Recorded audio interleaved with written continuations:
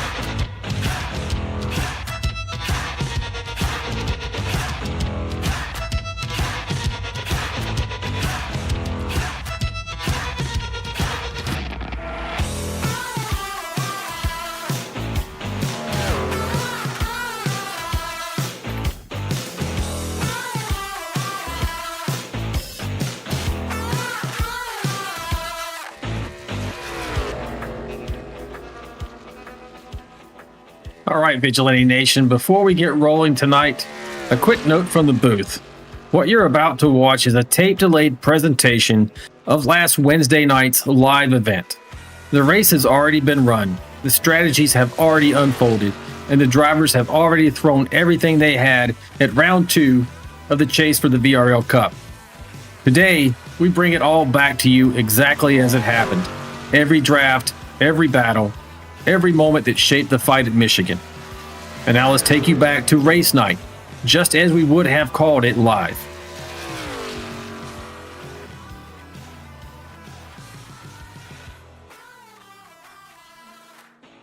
All right, Nation, this is the Vigilante Racing Network coming to you from virtual Brooklyn, Michigan. Today, this 2-mile high-speed super speedway becomes the arena. Michigan doesn't care about reputations. It demands precision at 190 miles per hour. It punishes hesitation and exposes anyone who can't manage the draft when the field fans out 3 wide into the horizon. And the stakes, they have only grown sharper. The top 10 drivers continue to march through the chase for the Cup, while the rest of the field into their own war for the Contender Championship. A fight fueled by pride, points, and the chance to walk away with hardware of their own. 5 races, 2 championships, 1 path forward, and it runs straight through the fastest track in the chase. So settle in, Vigilante Nation. The Michigan afternoon is ready to test every challenger who believes they can master the draft, command the air, and rise when the pressure hits its peak. My name is Alan Vaughn, and I'll be bringing you all the racing action this afternoon. And as always, I want to have a huge thank you and shout out to my beautiful and talented wife, Lori, for managing tonight's race and keeping this entire operation running smoothly. As always, if you have the opportunity today, we invite you to join the conversation in the live chat. We'll feature selected comments on air, provided they are safe for work and reflect the level of sportsmanship we've come to expect from our community. And with that, I'm going to go over some session details as these drivers are wrapping up their qualifying, folks. And we'll talk championship and strategies and other things beyond that. See, we're about almost 5 minutes into qualifying. Because this is a larger track, 2-mile track, they have 10 minutes to qualify. And you can see the running results on the left-hand column there of your screen. But let's talk about the details tonight. It's a 100-lap event here at Michigan. That's 200 virtual miles. The drivers only have 65% fuel and 3 additional sets of tires in the pits. That means 1 set they start the race on, plus 3 spares over the wall in pit lane. The fuel window tonight should be about 23 laps if we're running green flag laps, that is. Now, some drivers might be able to save a little bit of fuel. They can stretch that maybe up to 24, even 25 laps. So, yeah, we'll see how who can lift a little bit earlier, who's able to save or clutch, and how many cautions we have. That's going to affect it as well. The incident limit is set to 25 and 6 as always, and this series does not have any fast repairs. So, if they incur damage, they have to live with that damage for the duration of this race. And as you can see on the crawler at the bottom of your screen there, the season leaders remain the same. P1 is Chris Gomes in that number 1 machine. P2 is Jake Valicia in the 31. And the podium so far is rounded out by the number 7, Tim Pope. Our next race is coming up next week at Pocono Raceway. It will be ran live as scheduled on 17 June. So make sure you tune in at 8:45 Eastern Standard Time so you don't miss out on any of the racing action. Let's see if we can find anybody who happens to be on track right now. Foreman there. Got Jesse Redding. I think he might be wrapping his up. Or they might be actually coming out on the track. Let's see. Watching Chris Gomes right now out of Charlotte, North Carolina. Your current points leader. Dipping out into the track. Yes, this will be his up to speed lap before he commences his 2 time laps for qualifying this evening. Right now, Tim Pope is top of the leaderboard with Jack Dixon right there in second. Craig Goodenough rounding out the top 3 so far.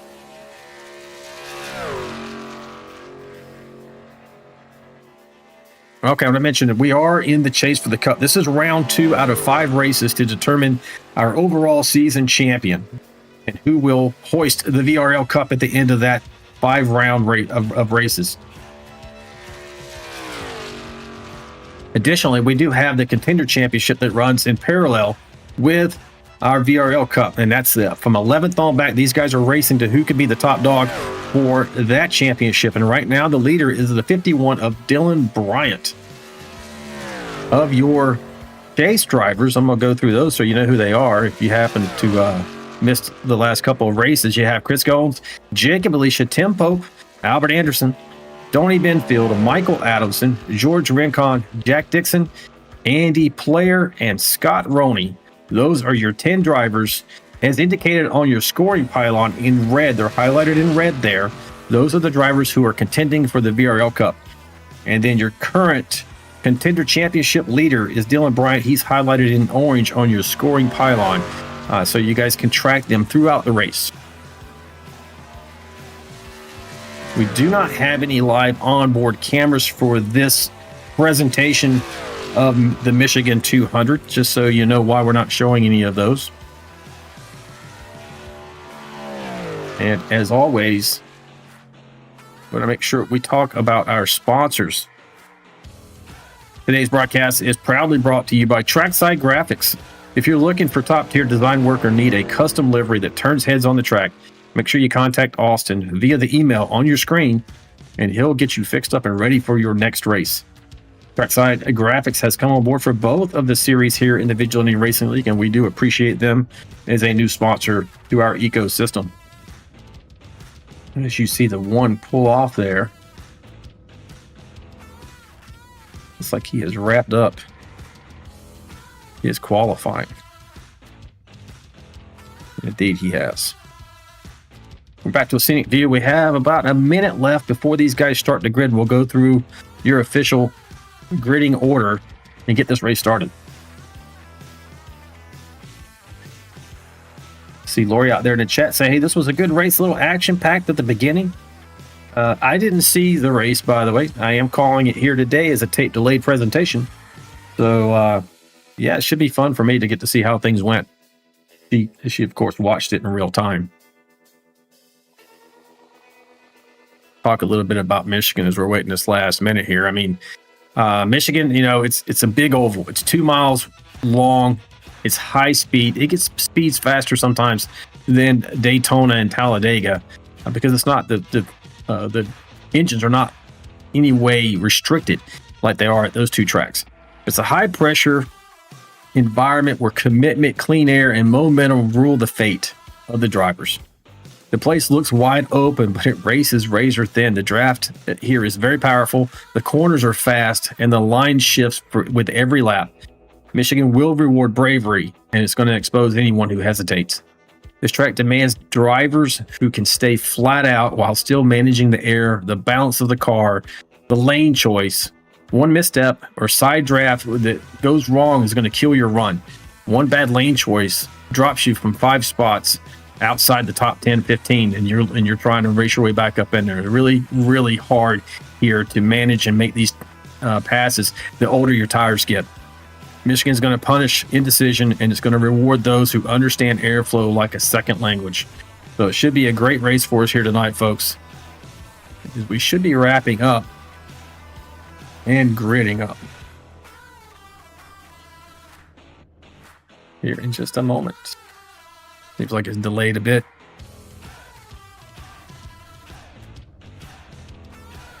We hope you enjoy this tape delayed presentation. It should be a good time. Talk about air tent while we have an opportunity here.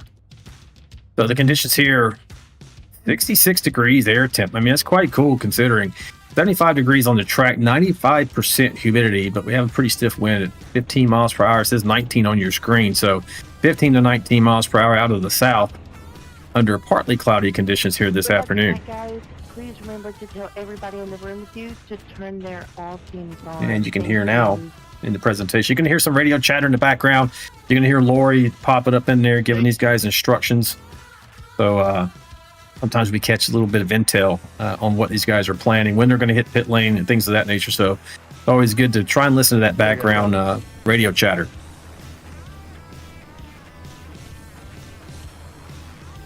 We'll see if we can get this to go ahead and come up here. And there we go. We're starting to grid up now. Change lanes until after you cross the start-finish line. There is no lane back in the back, period. on all And all sides. right. And please be patient. Here's your grid. 10 Pope, 1. Jack Dixon, 2nd. Craig Goodenough, 3rd. Scott Roney, 4th. Andy Player, 5th. Dylan Bryant, 6th. 7th is Dustin Eaton. 8th, Albert Anderson. 9th, Kelly Gill.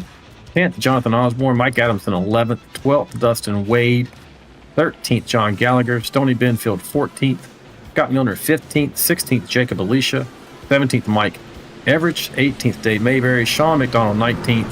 20th, Chris Gomes. 21st, Deion Jones. I don't know what happened to Chris there. 22nd, George Rincon. 23rd, Jesse Redding. 24th, Greg Klein. 25th, Aaron Warren.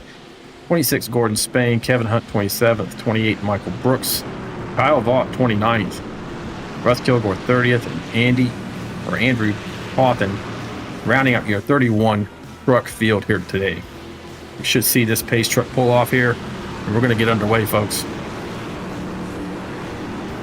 First start of the race is going to be on the flagman, not on the leader.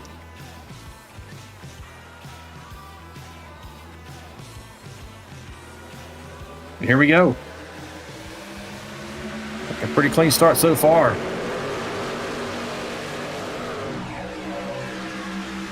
Very tight there between Pope and Dixon going into turn 1. We'll see who's going to prevail coming out. Edge going to Pope at the moment.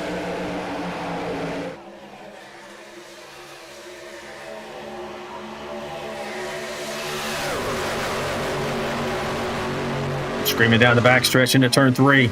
Still have not decided who's going to lead this race at the line. Oh, Pope gets out of shape there on the bottom. It's going to give it to Jack Dixon coming out. He's going to lead lap 1. Pope did an incredible job hanging on to that truck.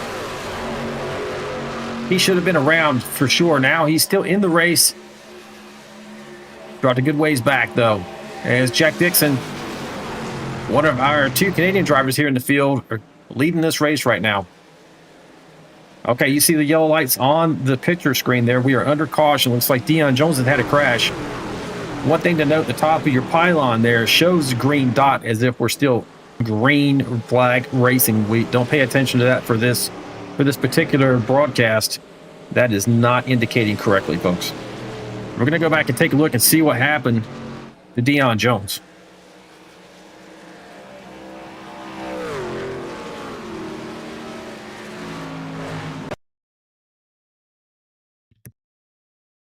All right, see Deion there in the Mountain Dew machine right in front of you. We'll get a little different perspective here. He's in the middle of a good Weiser sandwich, looks like here, between the 82 and the 28. Trying to side draft maybe on the 82, and it just goes bad. A little bit bouncing between those 2 machines, the 28 and the 82. See if he gets going here. But it's not too bad. Well, he got that right front damage is pretty good where he hit the wall there. So he's going to have a long race, and it's early. He might have an opportunity to get that repaired, but we'll see.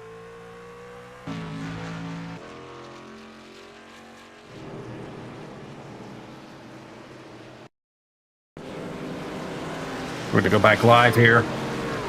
4 laps into this 100-lap event. We already got our first caution. And at the moment,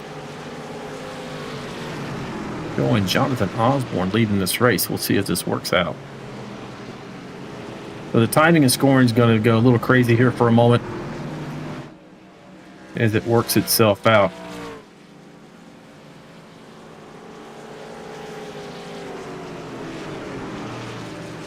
There he goes. Leader remains Jack Dixon. So these are some of the joys of doing a tape delayed broadcast. Sometimes your overlays are going to kind of freak out on you because of the way we had to get this set up today. Lori and I had to get this set up so that we could have the overlays on the screen for you. You could track your favorite driver. So just bear with us. And, that one, only a couple little problems. You're going to see it kind of freak out for a moment, and you're also not going to see an accurate condition of the track, that is being green flag versus yellow at the top of your pylon. But otherwise, everything else should look the same. Like no takers right now on pit lane. I was just letting them know to catch up to it. Looks like somebody actually jumped in there. It's like maybe it's Jonathan Osborne going down the pit lanes. You see these guys crossing the start-finish line. check in. We got Jonathan Osborne, Stoney Benfield. And the guys towards the back there are hitting pit lane. Goodweiser team. There's Stoney Benfield in the 97. That's not his normal number for this series, but that's what's going to pop up for this particular broadcast, folks. He's normally 75 in this series. But Osborne, Average, McDonald, Jones, George Rincon, Aaron Warren, Kyle Vaught, Cawthon, Kilgore, and Klein, all in pit lane right now. These guys choosing to go in, get a little bit of extra fuel. I didn't see any tires going on there, which would make sense. Don't want to burn those tires up early in this race. Really, everybody, most of your front half of your field here, all the way down to 19th. Gordon Spain, I believe, is probably the last. We take a look here. Yes, indeed. Gordon Spain is the last car in that 38 who did not go down pit lane. Everyone from the 81 here, Jonathan Osborne on back, went down pit lane.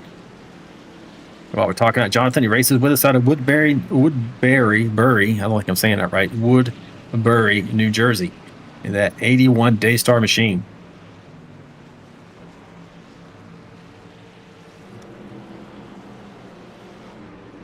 Back up here to your leader. Still got another lap before we're going to go green. That's indicated by the lights on top of the pace truck.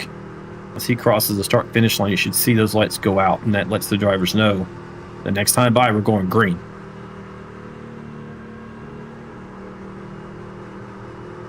Are you okay, Aaron? Yeah, I got it. And now the lights are out, as I mentioned. And they're going to double stack the field here and get ready to go. So let's reset the front here. Jack Dixon is your leader. Scott Roney second. Craig Goodenough third. Dustin Eaton there in fourth. I heard somebody talking. Actually, they're moving around a bit here. Yep, Dustin Eaton there in fourth. Kelly Kill in fifth.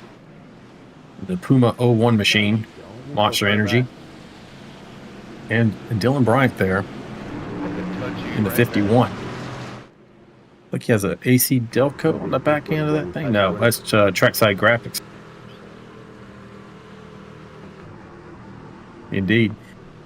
So you can see there that his spoiler and his nameplate are yellow. That indicates that he is the contender championship leader right now.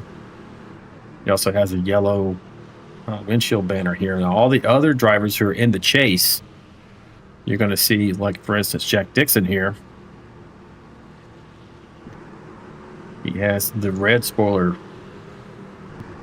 nameplate and windshield banner.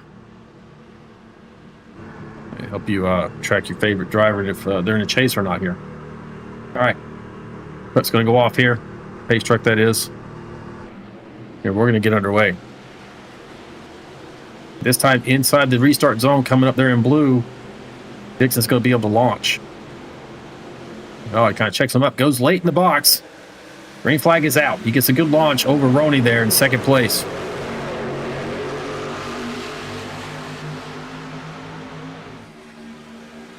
'89, Craig Gooden. That's going to sneak through on the bottom there and take over second place. You got the 01 of Kelly Kill making his presence known there in that very brightly colored Puma machine.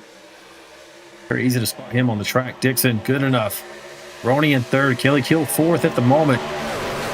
They're low.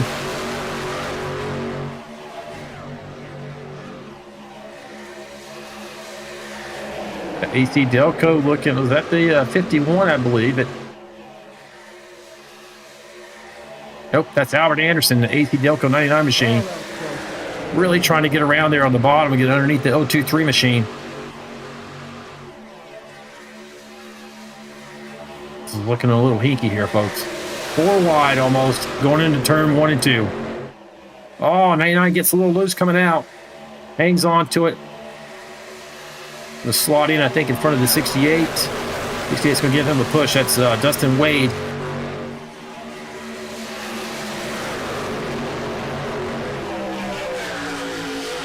The chopper cam here.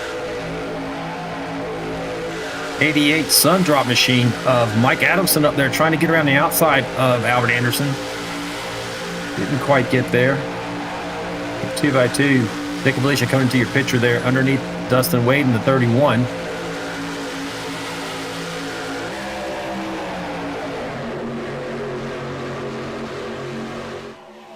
really dicey racing going on here in the mid-pack. Nothing changed up front. Jack Dixon still your leader. They're good enough right there with him. Dylan Bryant trying to take over third completely. Looks like he's going to have it over Dustin Eaton. But the action's back here in the meat of the pack.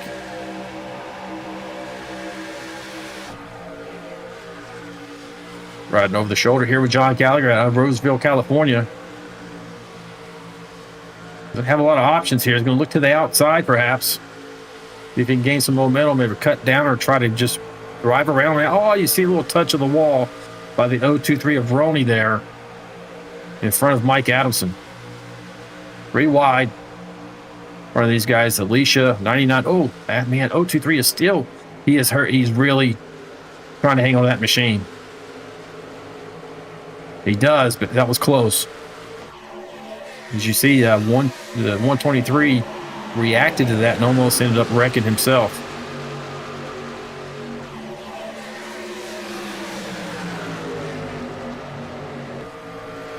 See any damage on Scott Roney here? This truck's looking okay. I think he just got loose. 123's up into the wall again there as well. Oh, here we go.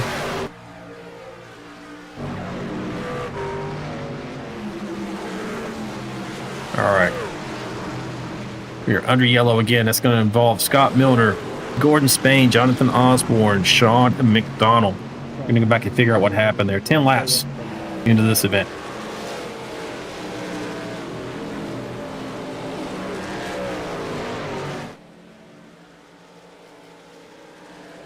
I ain't wearing underwear. All right, let's take a look here.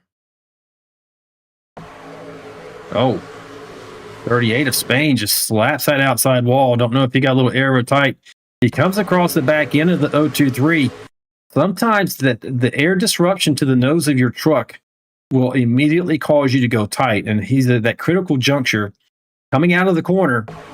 And just watch his truck shoot to the outside there. Slap that wall, which checks up Kevin Hunt in the 434. Trying to stay off of him. Doesn't quite do it. And the just a momentum of 38 bouncing off that wall. Flips Milner in the 19, and that just sets everything off, and you see a number of trucks are involved in this accident. We'll see who's able to continue.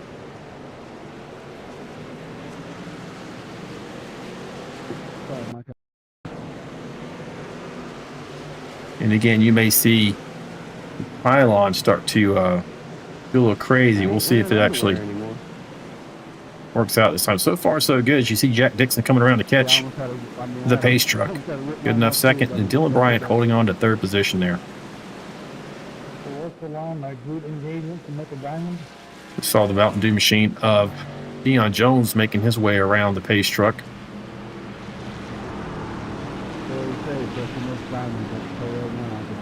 We'll see if these guys go down pit lane.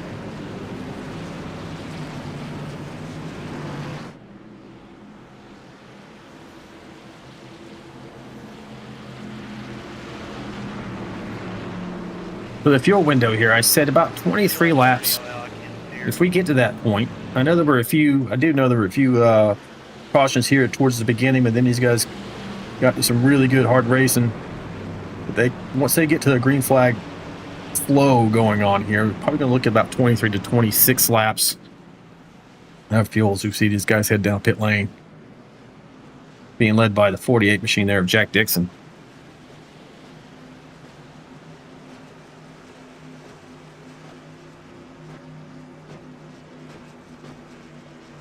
This track is a 2-mile track, as I mentioned. It's a D-shaped super speedway, essentially. The banking is 18 degrees in the turns. It's a very smooth asphalt surface, fast, wide, draft sensitive. You've seen that already in the first 12 laps of this race. And the identity, if you had to give it one, would be a momentum racetrack where clean air, lane discipline, and throttle commitment decide everything.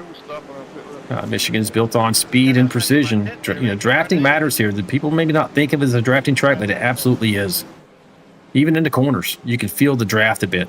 The lane choice will change lap to lap as the rubber builds on the track. You have dynamic track here in iRacing, so the fastest line at the beginning of a run may not be the fastest towards the end. Track position helps, but air control is the real weapon here. Naughty boy. The high lane becomes a freight train once it activates. And you might even see these guys, if we get a long green flag run, migrate to the top side, where it's going to be tremendously hard the further you run on a set of tires to make a pass. You're going to have to commit, and you better be able to make that slide job complete by the end of the corner. Otherwise, you're looking at multiple trucks from behind you just lining up in that outside line and, you know, freight training right past you. But we'll see how it works out for these guys. We've probably got a couple more laps here of caution before we get back underway. Hear these guys chatting on the radio a bit. Which one? Wade. Sorry, what'd you say, buddy? I said that was close off that road. You look close. Everybody went down pit lane. Jack Dixon came back out. You see the lights are out on top of the pace truck, so we're going green next time by. But Dixon was able to hold on to the top spot. Craig Goodenough is in second. It appears that, and we'll see when they line up here, but the 31 may be in third here. Might be the 51. Let's see once they get more tightly packed here. Jack Belicia's up 12 spots so far for the night, and not the biggest gainer yet. That would be Andrew Cawthon at the moment, up 14 spots. Has been like extremely tightened. Yeah, they changed it for the people that use pit road perimeters, like.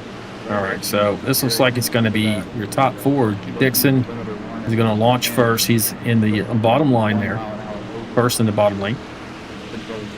On the outside lane, Craig Goodenough in second. Jacob Alicia is actually going to be fourth right behind him. And Dylan Bryant starting third on the bottom right behind that 48 machine. 55.1, it turns red.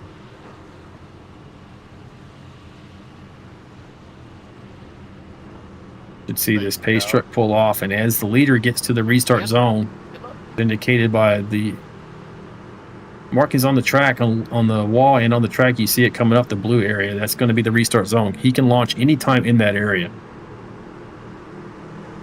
He goes late in the box. Again, Jack Dixon making sure keeping these guys on their toes. Clean restart so far. Dixon's out to the lead. No problem there, but the fight is on for second between Craig Goodenough and Dylan Bryant. Dylan looking to follow through on that inside line. Take advantage, but that outside is going to maintain some momentum. The 89 is getting an assist from the 31.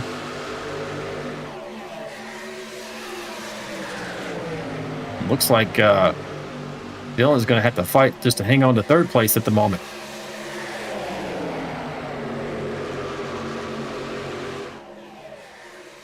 '89 machine. Craig Goodenough. Still not clear of the 51 yet. They get there in a second, but looks like these guys behind him are looking pretty stout as well. 89 does get up alongside your leader. The 48 on that outside is not able to hang on to his right rear quarter panel though. Coming out of turn 2, down the backstretch. Always a great view here. You really sense of the speed here as these drivers are barreling down through there. Let's take a look at the dashboard to see what their top speed is. You're probably going to get the fastest speed down the backstretch because there's no turn whatsoever. It's just one straight shot. See what they hit on the front here. Go on board with the leader. 183 I saw. Looks like the top speed through there was 183. Let's see if they hit a little bit higher on the backstretch.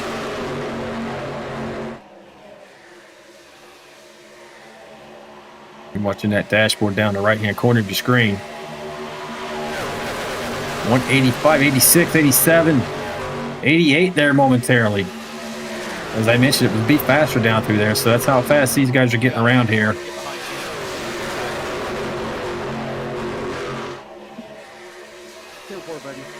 And they're spread out. This is a multi-groove track, so you can go where they're not. You got to be very aware, have great spatial awareness at a track like Michigan. Paying attention to your spotter in your ear. Oh no, the 88's going around, along with the 7 machine.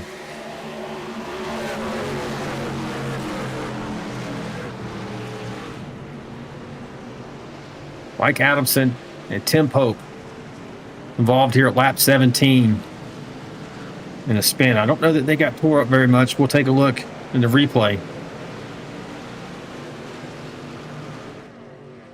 They're both rolling again.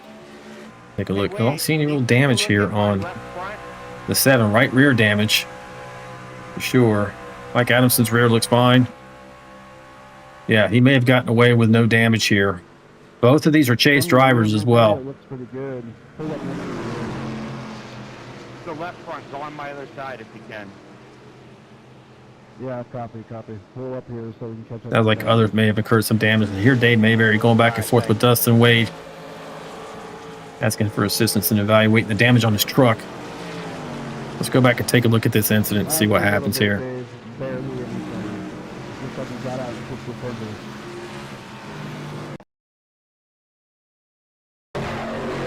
Let's get a little closer to the action here. 7 machine right here in front of you is Tempo.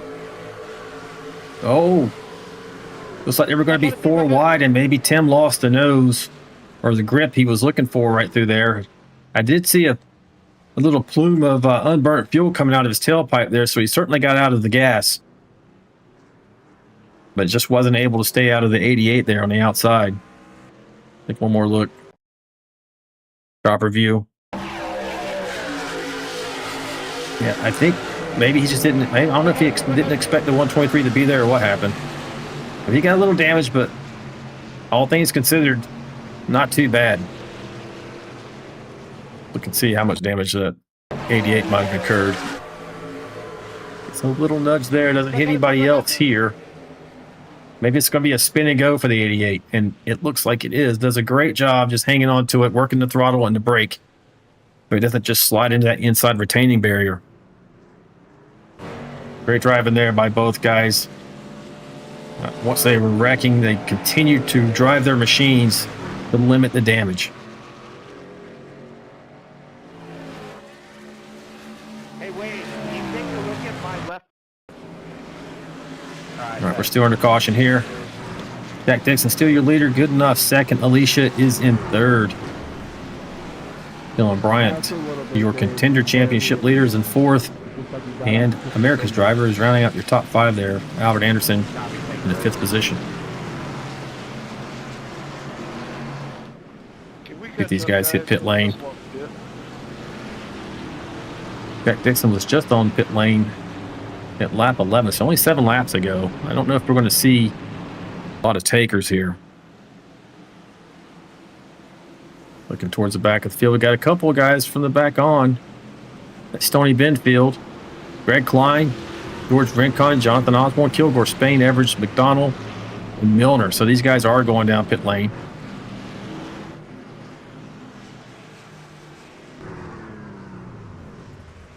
See if anybody's going to take any tires here. Looking at the onboard here. Gordon Spain.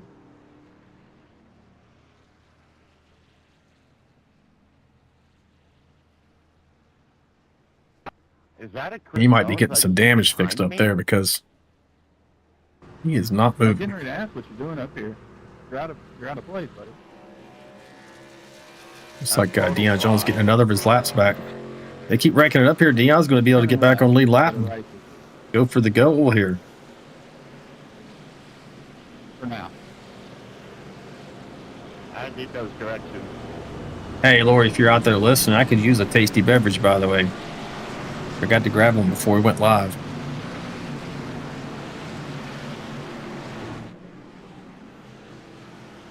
Let's see these guys.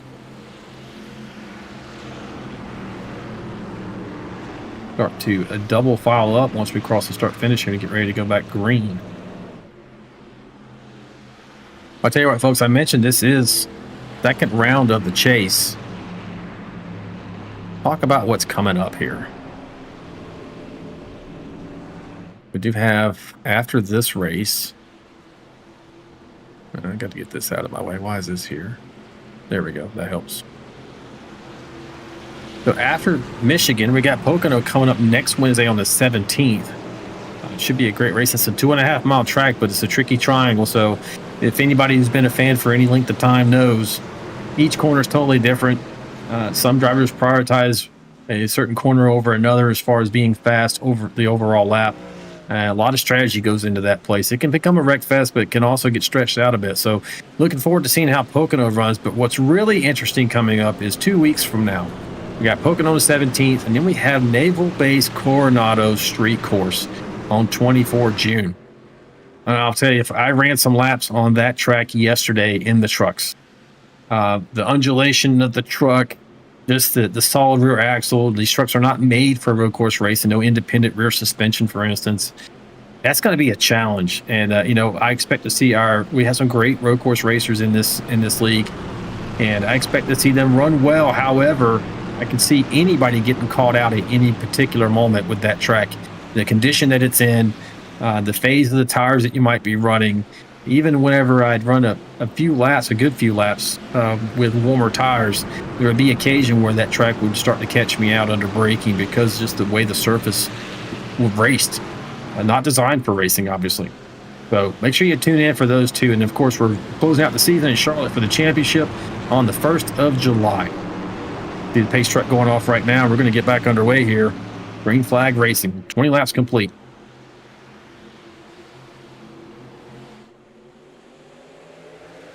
Are you muted?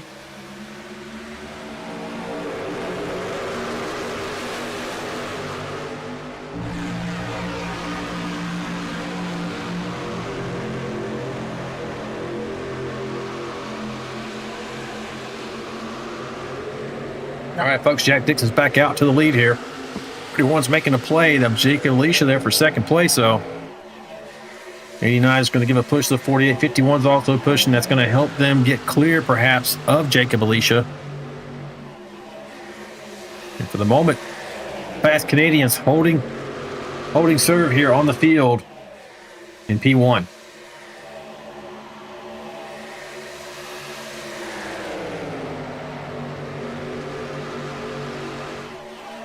Ooh, 51 pulls out there. Don't know if he got a little loose with Jacob Alicia or he's just going for the move here. I got a little loose for that push from the 31. 31's going to go ahead and get around the outside. Oh, you just see how loose Craig Goodenough was coming off of that turn. That might get some advantage to the 31, heading down into 3 and 4. He looks, but not quite ready to make the commitment yet. 123, Gallagher coming into the picture. John's there in that camouflage 123 machine. Running a Ram truck here. Races out of Roseville, California. Got him 3 wide with Albert Anderson on the outside. And he makes the pass. Take a look, see if any of the guys took tires. Looks like no, all the way down. Through the field 220, and they're wrecking.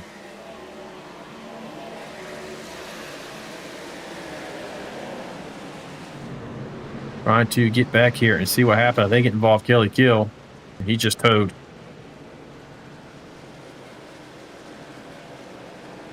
It does not pop up here on. We'll have to go back and take a look.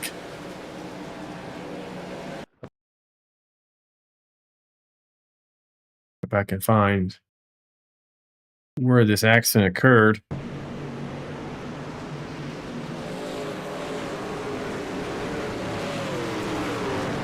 We're already under yellow, so I'm going to go back even further here.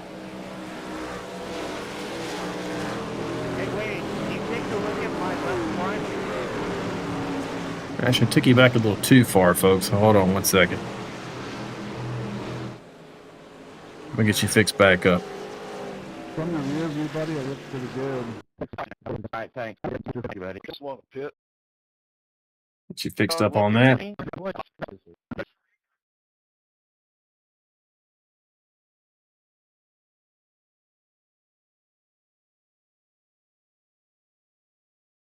Like I said, this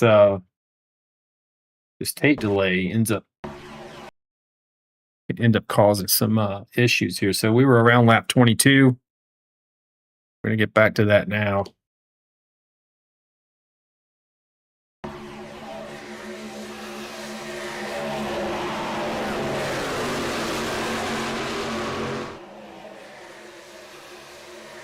There's a wreck in the backstretch. I'm trying to find it for you. Maybe on the next lap. Watch him here. This is just after the restart.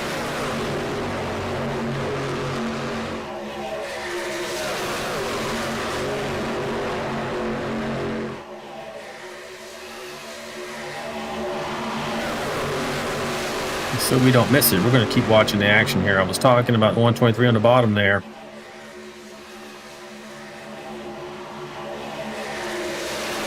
It's a little loose. There it is right there.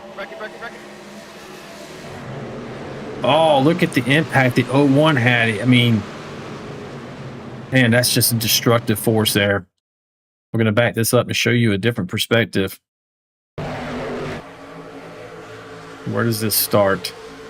Looks like, oh, the 99 gets a little loose. 68 tries to dodge him. Catches the right rear. 01 goes down here and clobbers the inside retaining wall. Just destroys his truck. Unfortunate there. All right, we got everybody slowing down here. For the caution, they're going to get lined up. 99 staying up near the wall there to make sure he stays out of the way. Not wanting to hurt anybody. You get wound up, maybe get down to pit lane and assess his damage. Hey, Lori, I got taken out on that wreck. He's very tore up though here, folks. Thank you. You're welcome, buddy. Don't know that he is going to be able to continue. So this is one of your chase drivers. Let's go, guys. Catch up, catch up, catch up. Finds himself in a very bad spot at the moment. Sorry, Albert. I got 1/4 of the way through this race. See how many cautions have we had? Just a heads up, guys. We're a quarter of the way through the race. Ain't no need to be so aggressive right yet, man. It's all good, Kelly. No worries, buddy.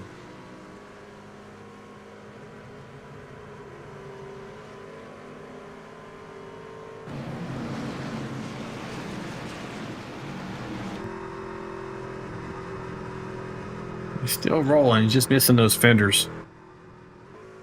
Mike, you coming? Adamson? He's going to hit pit lane here. Jump back up to the front. See if anybody's going to take any takers. Looks like your leader.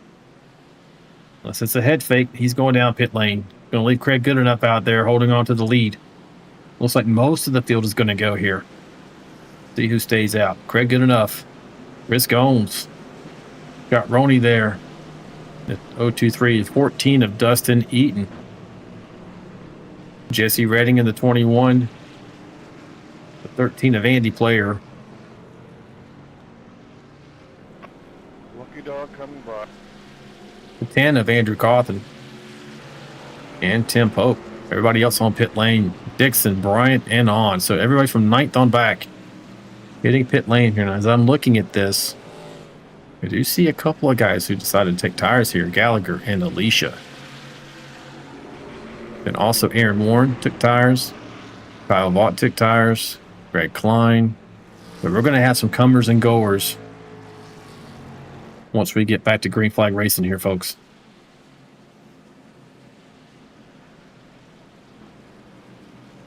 Austin Fassett out there in the chat talking about Pocono on Friday night, and Lori's saying that she's sorry that she put them single file.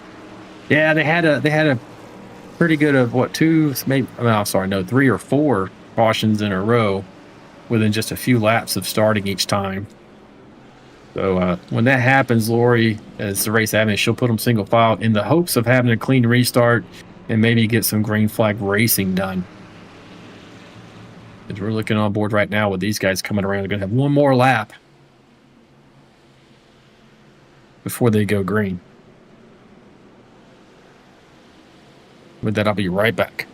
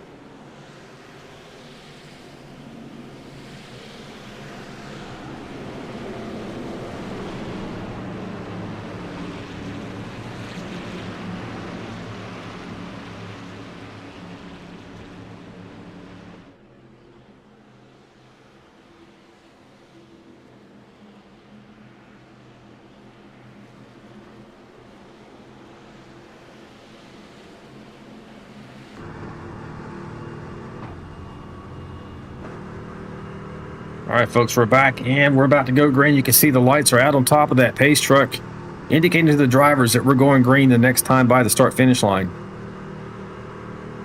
Riding on board right now, Greg Goodenough, Helper Utah, deciding to stay on the track here and take over the lead for a little while. But Craig's running that Stig uniform there, fire suit. He's going to see that truck pull off, and once he gets to the restart zone up here, he's going to launch first. Entering it now. Goes late in the restart zone there. Catching these guys off guard. You got Chris Goins to his outside in second. Scott Roney trying to sneak through there. Clean restart here. Trying to sneak through and take over that second position. Looks like he might have an opportunity to do so here. Got a good run there on the one machine on the outside. And Roney takes over second. Thank you. You're welcome. One's going to slot in behind him there. Hopes of maintaining that momentum on the outside. Maybe running away from this field a little bit. 27 laps in.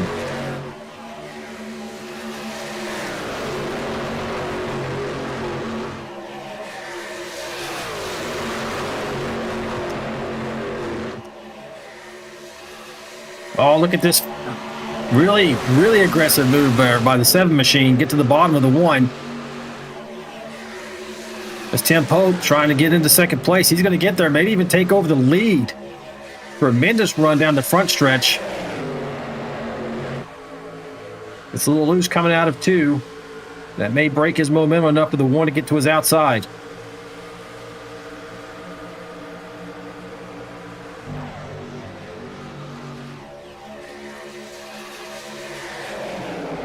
Trying to hang on and slot up in front of the 1. He does a slide job there. He does make it. Now Pope hangs on to second. Looking to set his sights on first place. 7 machine and the 1 machine are your chase drivers. Along with Scott Roney right there, right behind them. The 1 machine's going to fight back here on the bottom. This is great racing here, folks. Coming out of turn 2. Right up next to that wall.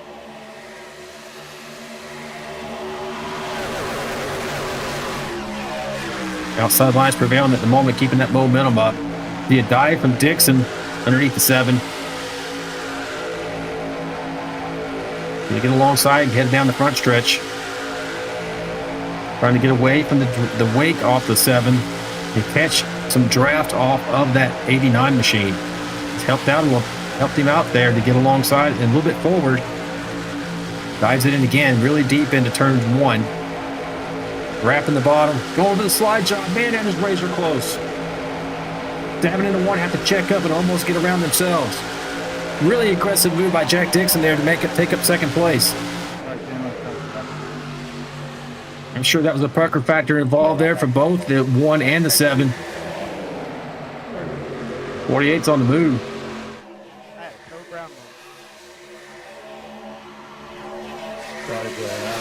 81 machine, Jonathan Osborne up here in the 3rd now. You see, these drivers are just still really all over each other.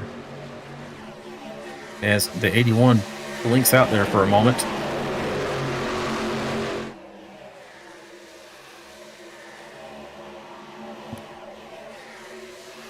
Sorry, Chris.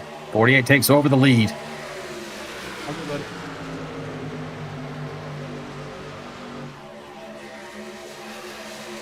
Seven coming back, trying to take over second again. What kind of tires we got on these guys? Sure, Tim Pope was on pit lane for a good long while. Might have had a little bit of damage he had to get repaired. Take a look. In front of this machine looks okay here.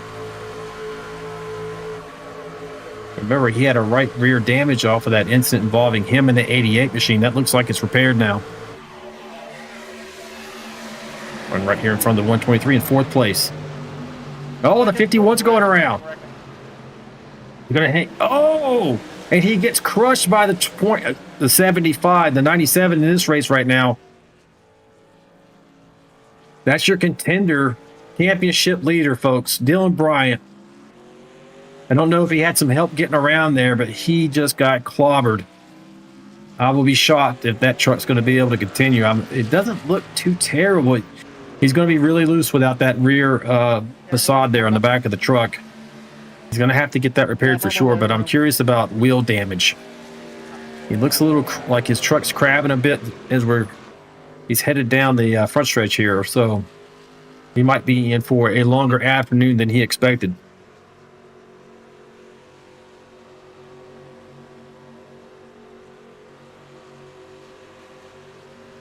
All right, so let's go back and take a look and see what happens to your contender chase leader here.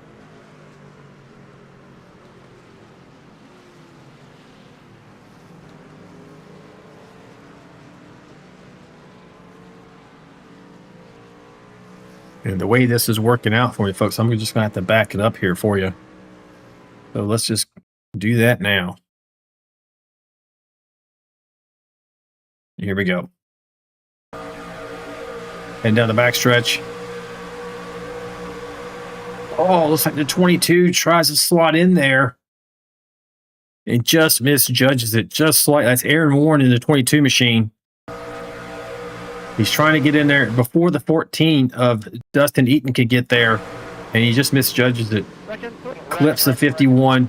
51 locks it down, but is unable, or actually the Stony Benfield there in that 97 machine was unable to get checked up in time. It just really clobbers 51. Let's take a look from Stony Benfield's vantage point. We'll go inside of his truck here, inside the cockpit. It's probably just going to appear out of nowhere, which is usually the case. He sees a little smoke there. He's slowing down already. Just you see him trying to turn at that speed. It's just not going to turn down the hill. And that's what happened to your contender championship leader, folks.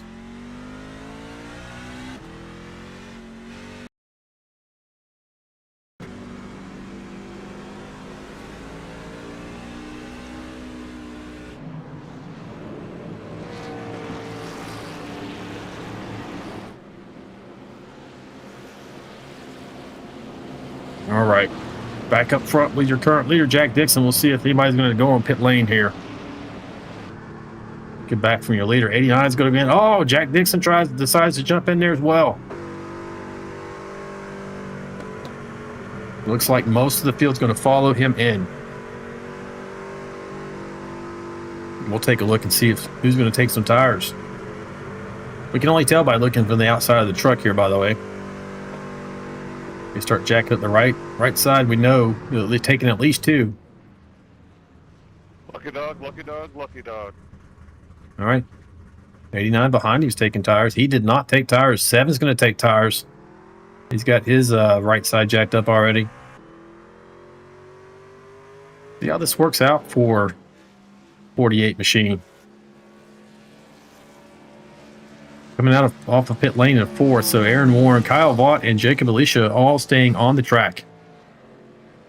They were last on pit lane at lap 24.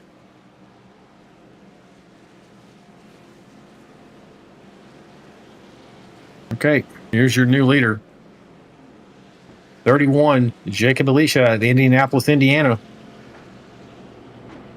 Roll back a bit here. We got another lap before we go green, at least. Kyle Vaught, he is up 27 positions and now finds himself in second place. Definitely your biggest gainer at the moment. Aaron Warren, just involved in that incident, is running in third, up 20 spots. Jack Dixon, you just saw him go down pit lane to take on fuel only. So I don't know that he's going to fly past these guys. And he certainly has fresher tires behind him. So we'll see how this works out on strategy play for Jack Dixon. So the way this works is Lori is a little, he likes to punish these drivers a bit. They wanted more of a challenge. So she said, okay, hold my beer. Here's what we're going to do. We're going to have X amount of stops in the race for fuel. And by the way, you're going to have one less set of tires than you need to take them at each and every fuel stop. So these guys have to pay what we call a tire tax at some point in the race, choosing not to take tires on one of those fuel stints, essentially double stinting, not essentially, they are double stinting their tires at some point in the race. The strategy comes into play is where do you do it? Do you do it early Middle of the race, towards the end of the race. How's it going to work out for you? Where do the cautions fall? So that's the X factor. You just don't even know that. So right now, Jack Dixon choosing to take his tire tax, it seems, right now, so that he has tires for the end of the race. And if I were in his shoes, I would take it early, certainly in the first half of the race, which is where he's at. All right, we should be getting underway here. Let's take a look. Yes, the lights are indeed off on the top of that pace truck as we ride on board with Jacob Alicia. You can see the truck pull off here coming out of turn 4, handing control of the race over to the 31, who will then have the option to launch in the restart zone. Kyle Vaught there on the outside in second place. See how this works out for him.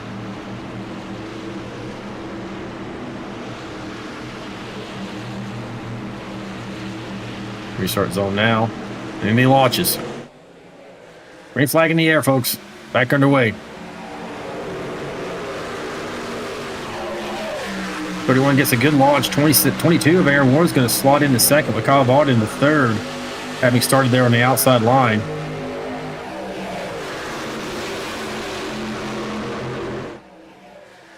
Jack Dixon's there in fourth. Seems like everybody's getting through that turn safely. That seems to be the problem here today. Coming out of 2.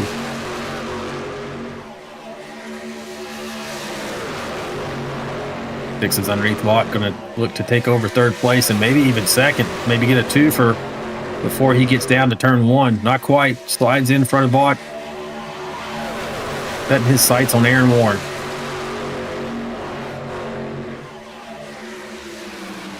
On the outside, taking the long way around, but trying to maintain that momentum. If he can keep it out of the wall there. He does. 31's trying to drag the 22 along so he can keep those two guys battling. He can get away. He's trying to manipulate the air.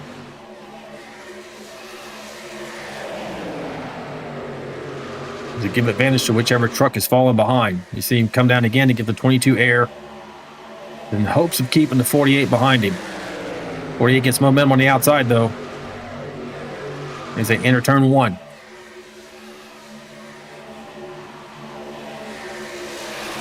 It's working out so far for the 31, but we have a newcomer into this battle. The 89 of Craig Goodenough. And Craig has fresh tires, folks.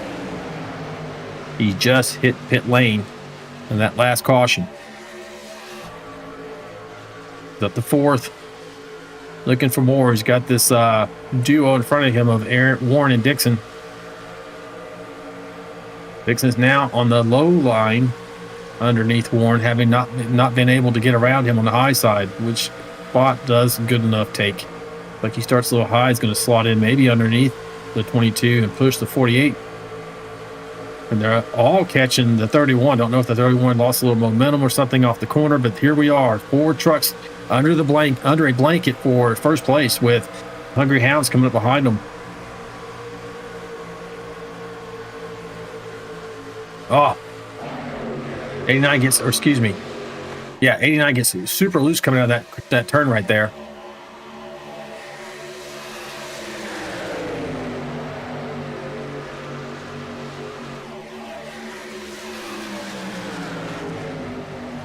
All right, there he is down lower. It's a really tough battle. This is what you're doing here at this place. It's a game of inches at Michigan. Dick Felicia holding on to the lead so far. Jack Dixon up to second. Jack's still on those older tires with 89 behind him on fresher tires. See if how this works out here in the next few laps. 40 laps complete. Look at this coming to the line, folks. Could you imagine if that was the finish of the race?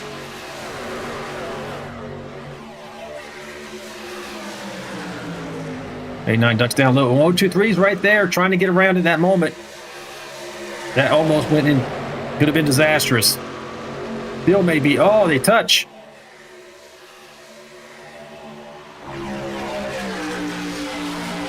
Oh, 31 and the 89 get together there.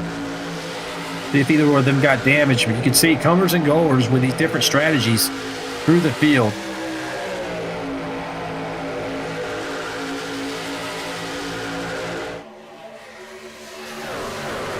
Just some absolutely incredibly close racing going on here today. We had a few cautions here at the beginning, but man, we have really turned up the wick now.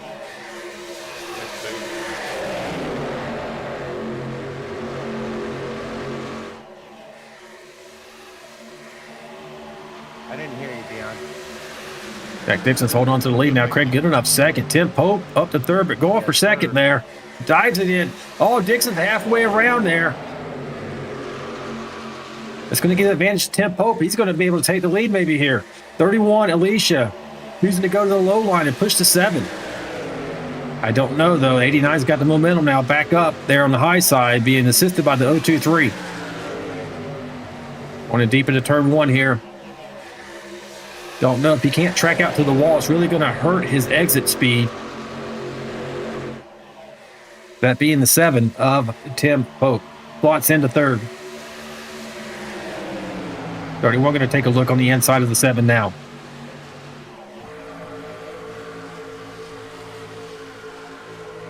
Has some momentum on that bottom. That was going to try to keep his up high up on the outside there. Draft off the 023, but the 31 does have the draft of the 89 on that bottom low line.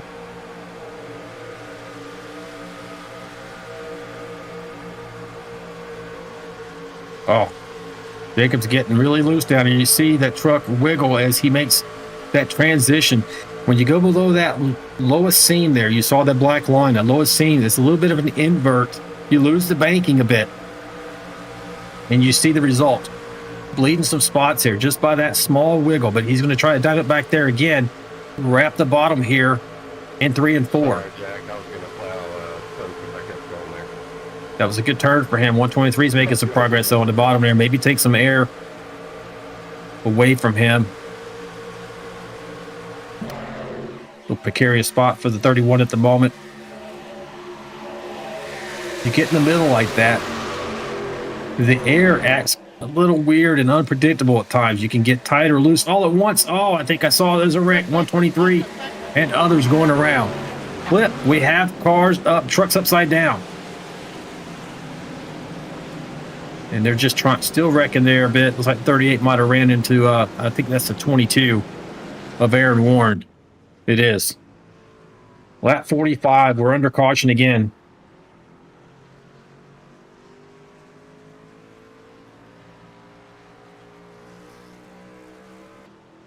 Jacker the Snake out there, I want to say that might be Jacob Alicia in the chat.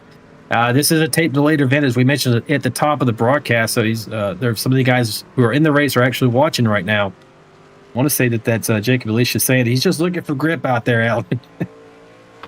And that he was indeed trying to keep his teammate Warren behind him, keep him in front of the other drivers. Yep. All right, let's go back and see what happens here with Aaron Warren and others. That was a pretty sizable wreck here.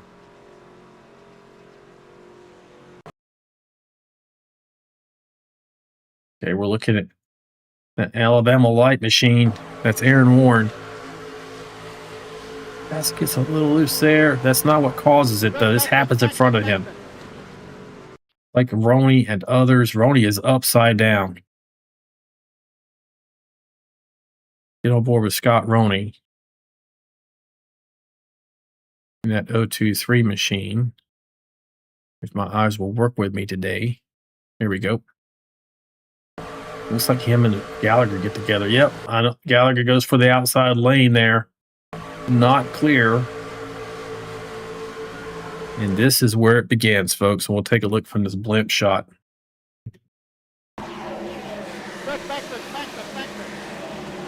Roney is upside down.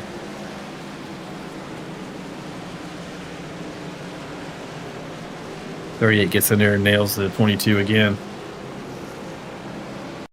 Go back and see. No hazy view we got going on there. Let's look at the 38's perspective. That's Gordon Spain.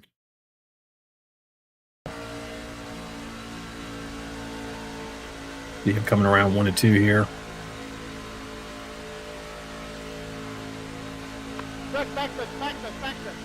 You hear this exit. He's slowing down. Going out, and then just out of the smoke, there's 22 appears. Just didn't see him in time. All right, folks. So that is what happened with that incident here at lap 45.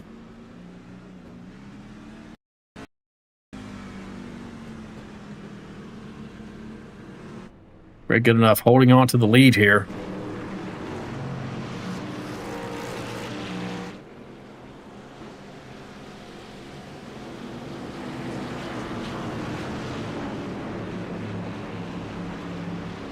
Catch up, everybody. If we get a guest in the booth here. Hey, Jonathan Osborne's down in the booth, buddy. You got me. Yes, sir. I got you.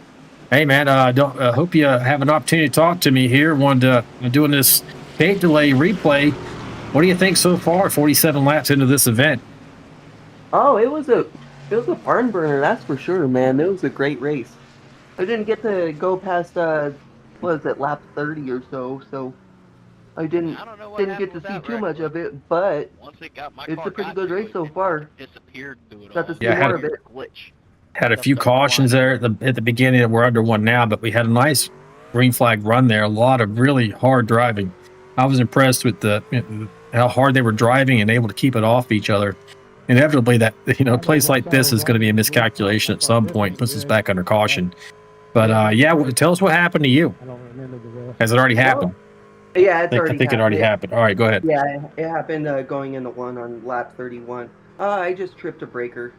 I've been having issues with the power in my house, so I tripped a breaker and didn't come back because I was frustrated. I came back on Friday night when it tripped. I was pretty frustrated on Wednesday when it did it to me again, so I didn't come back. Okay, so that's why I didn't notice it on the track. You just disappeared, faded to black, went into the ether there because of a breaker in your house. Hey, man, that's terrible. But I know we all look at it a certain way. That's the same as having a blown engine or it's just out of the blue or a tire blow on you in real life NASCAR. So unlucky sometimes how those things kind of happen. Yeah, most definitely. It definitely does suck whenever those things happen. But like you said, just attribute it to you blew a motor or rear end burnt up or something like that. So that's the way you can hold your head up high and say, oh, it was just a mechanical failure, nothing on your part. You didn't throw it away. So that's what you can hang your head on. And I was having a good run. I was racing for the lead there in third whenever it happened. So I had good speed. So we just gotta get this luck turned around, especially here at Michigan. I run terrible here. So I think I actually did catch that in the broadcast. I said you blinked out for a moment. I thought you came back. You just kind of put you down the running order, but didn't notice that you never came back. That's unfortunate, man. I agree with you. We kind of count that as a blown engine, etc. But the minute that iRacing decides, hey, we're going to have blown tires and engines in the sim, I'm not going to be too happy about that because we already have enough to contend with connection, speed, and things of that nature. Oh yeah, I agree with you. It's just like we all cried for rain here in iRacing, and as soon as we got it, why do we want rain? Yeah, right. Everybody's upset about it until we got it, and then they're upset on the other side. But hey, man, thanks for talking to me. We're going to go back green here, coming to lap 49. And if I have another break, I might pull you back in. And Dylan Bright's down there at C2. I might pull him and use him as well. Yeah, for sure, man. You have a good one. Thanks, buddy. Keep up these great broadcasts. They're awesome. Appreciate it, man. We'll talk to you soon. Alrighty, thank you. All right, folks, Craig Goodenough there leading the way. He's going to have control of this restart. And we thank Jonathan Oswald for talking to us there. Coming to the restart zone, you see painted on the ground there in blue. And he launches. We're back underway. Goodenough gets a great launch there. To hang on to first place, Goins is fighting to keep it on the outside with the assistance of the 31 of Alicia. But you got Tim Pope there wrapping the bottom, trying to move into second place. And he may have it, but the momentum's going to come back on the outside. And Tim has no friends on the bottom there. May be able to get up here and help the one now. The one dives to the inside. They're trying to take the lead over from Goodenough. Coming out of the corner. Oh, Devin goes up to the high side. They're going to hang the one out. No pushers in sight for him. Andy Player coming into the picture for the first time tonight in that 13 machine. Watching this all unfold and looking for opportunities. One does get up into, slots into that 4th position for the moment.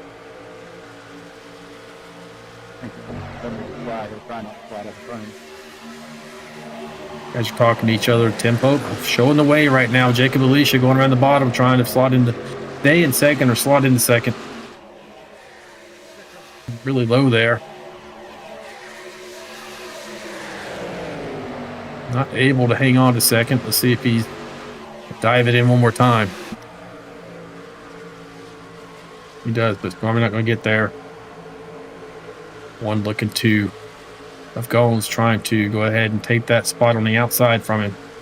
Drafting off of Good Enough.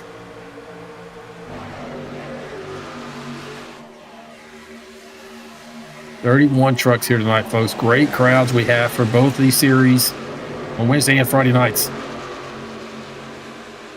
This is a rare Sunday morning rebroadcast, not really a rebroadcast, tape delayed broadcast of the action that occurred this past Wednesday. I was out of town and not able to broadcast this as it happened, but we wanted to make sure you didn't miss out, and these drivers didn't miss out on the race that they had for the broadcast. So Lori and I got up early this morning. We put this together to be able to bring it to you. We hope you're enjoying it.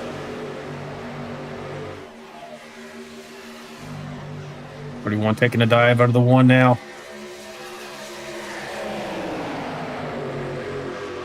Like he's got it this time. Slots all the way to the outside, up in front of the 48.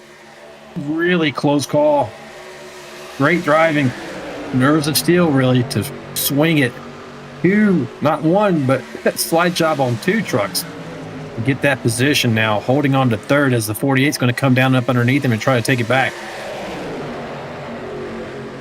And looks like he may. Jack Dixon side by side now with Jacob Alicia, a little bit forward, but he has no help on that bottom line. As I mentioned during the beginning of the broadcast, you're going to see perhaps drivers line up on that top side. It's going to make it extremely difficult to make passes, which is why track position here is so important. 48's going backwards, as I mentioned this. He makes momentum, loses momentum. But he does have the 88 of Mike Adamson, maybe going to help him out here. 54 laps, we're over halfway. Here comes the 51 machine. We saw him get wrecked earlier. He is your contender champion leader. And he's running 6th after that accident, so he must have been able to get all the repairs he needed done. We see he has a rear facade on his bumper, his new rear bumper cover now. And may have gotten away with no wheel damage, which usually takes longer to fix. So it's like he's in pretty good shape. But looks good. And Pope still hanging on to the lead out here. 3 wide for second, though.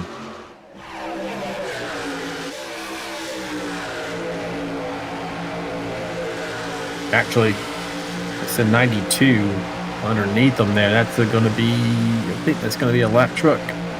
No, it's not. That's Greg Klein.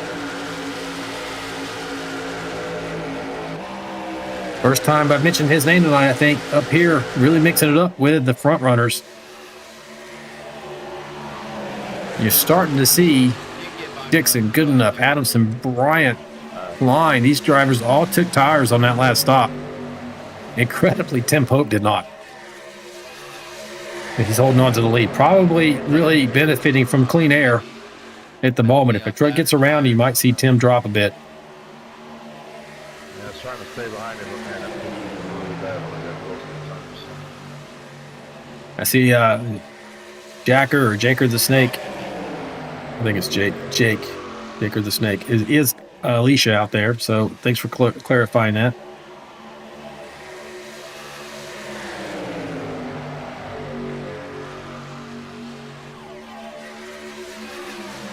.48 takes over the lead from Tim Pope. We're going to find out if that dirty air is going to affect him with those older tires.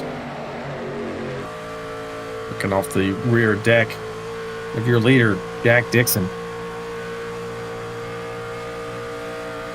of our brothers from the north. My brothers from the north, I was saying, from Mitchell, Ontario, Canada. One of two of our Canadian drivers in the field tonight, Sean McDonald being the other. The 23 machine running 18th. Right now, looks like Tim Pope's able to hold on fine with those older tires. Now, that lap or that pit time may be because he dove back in to get more fuel and not tires, but I doubt it, because that would have probably put him towards the back of the grid.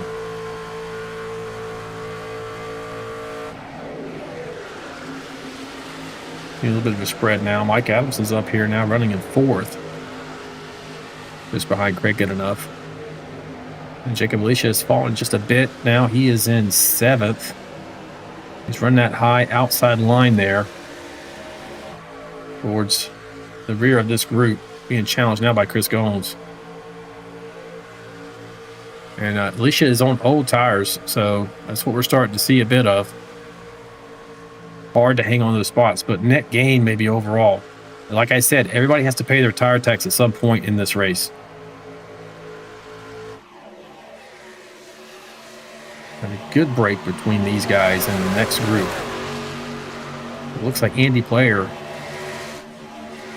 last truck in this group.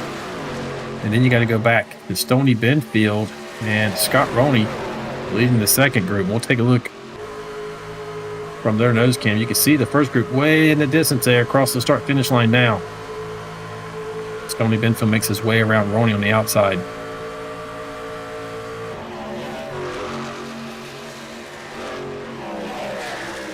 Back of this train is Kyle Vaught. Up 13 spots where he currently runs here in the 16th position. Having a good run. Oh, check out with his Waffle House fire suit. I'm digging it.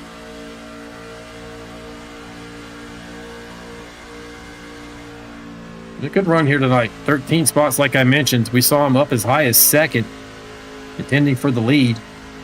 He's working the strategy at the moment.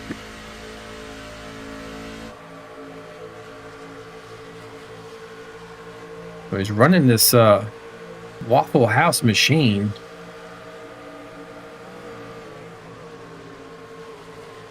Trying to get a look around his outside here. Here we go.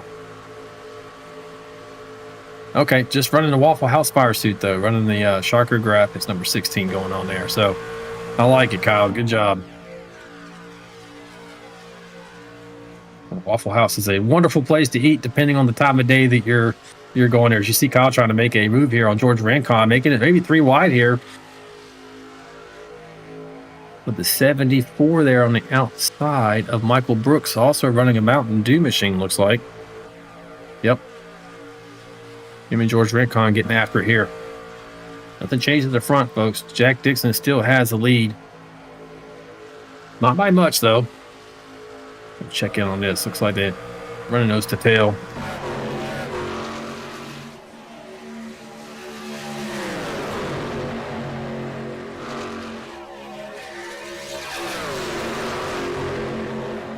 Oh, the 92 there. Getting pretty close between him and Dylan Bryant. Mike Adamson trying to get into the mix as well.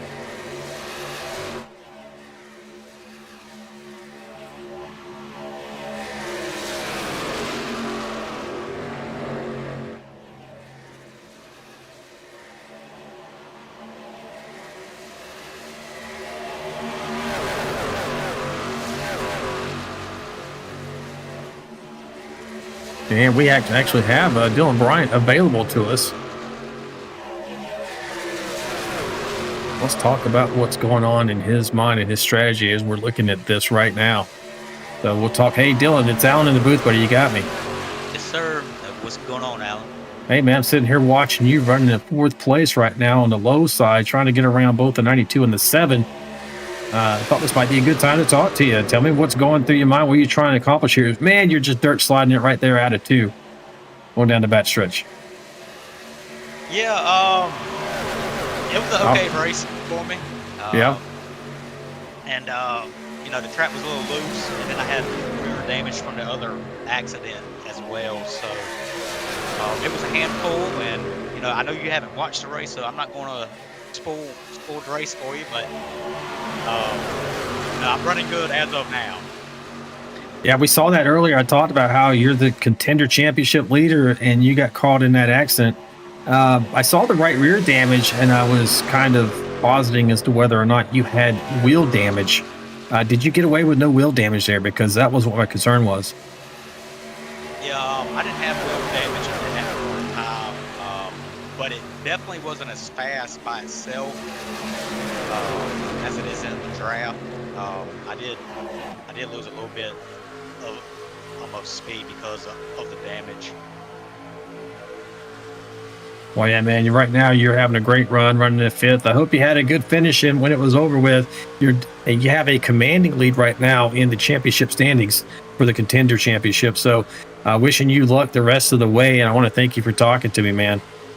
I appreciate you, and I hope you had a good trip and stuff. And I'm glad that you're back home. And I look forward to next week's race. Yeah, man. Actually, before you go, what do you think? What are you thinking about? We go Pocono racing next week. Great. We've been to Pocono plenty. But what are you thinking about now that we have our hands on and able to run that Coronado street course, man? Because I ran it last night, and I'll tell you what, there's some spots on that track I think are going to catch people out under heavy braking, for instance, and depending on how well they handle that and shifting down gears. How do you feel about having, after you've already turned some laps? I presume you have already. No, I have not turned any laps there yet, but I can say, look, it's basically a clean slate for everybody. Nobody's raced there under race conditions as far as the league is concerned, and I feel like the heavy hitters on the road courses, they're gonna not be as fast as they typically would. So I think it's a chance for somebody possibly new that could possibly win it on Wednesday night. Some of the fast guys, they might get torn up because the track is so close. I have watched people run laps there, and I think everyone is going to have their hands full. That's a great point, man. I mean, the guys who are typically super fast at the road courses, maybe this is a little bit of a leveling of the playing field there for other folks to be able to have a chance to get in there, because it's going to be interesting, and I'm looking forward to broadcasting it, and I hope you guys are going to have fun racing it. I can see it going either way, a lot of fun or a lot of frustration, man. Yeah, I hope it's more fun for me than it is for anybody else. I'm going to try my best. I'm going to start to run some laps there, and I know it's not for the overall championship, but it is for the contender championship, and I think it's a highly sought after championship as well. So I'm going to try to do my best and give it my all, and hopefully I can continue to stretch my legs with my points gap, and hopefully I'll be the contender champion at the end of the season. Well, sounds good, buddy. Again, thanks for talking to me and giving me somebody up here in the booth. I didn't have anybody, normally have camera views and things of that nature and talk to people during cautions. Nice for you guys to show up, man, so I can drag you up in here and get a chat with you. All right, well, enjoy the race, and I talk to you next week. Sounds good, buddy. Take care. How you too. All right, that's Dylan Bryant. We appreciate him talking to us. We jump back up front. Tim Pope has taken over the lead again. Incredibly, considering he is not on fresh tires, at least not what's indicated here in my overlays. The master of strategy and taking care of your equipment and knowing when to hit the go button. That is Mr. Tim Pope, demonstrating it again here as he's making his way on pit lane right now. Scott, I'm pitting in. Scott, 4-car. So our first green flag pit stops of the day, folks. I've been looking forward to this. I'm glad we got here. 71 laps in. I think everybody, hopefully, I would imagine they've all paid their tire tax at this point. So we'll take a look as we got Line, Benfield, Redding, Roney, Kyle Vaught, Andrew Cawthon, all in pit lane, Dustin Eaton, Kevin Hunt, Deion Jones, Scott Milner, John Gallagher, Mike Everidge, and Albert Anderson. You see what tires are going on this truck. Albert's stuck. He's got damage there. I think also Mike Everidge. See if Gallagher's taking tires. Doesn't look that way. Oh, yep. Taking tires here. So Mike Adamson now in pit lane. Alicia, Bryant, Blair, Kilgore, George Rincon, right on board with here of Jacob Alicia and see if he takes tires. All right, Craig, that was way loose there. Yep, definitely taking tires here. Hopefully, I would go with 4 if I could. Sometimes you go with 2 here, depending on, but we're far enough out. I think 4 is the way to go. And there we go. Dylan Bryant has the lead at the moment, but he's going to get passed here by Mike Adamson. Adamson's going to take over the lead until someone on the track passes him. Maybe. We'll see. Nope. As I look at Adamson, looks like he took tires. Gomes is actually going to be showing here in first at the moment.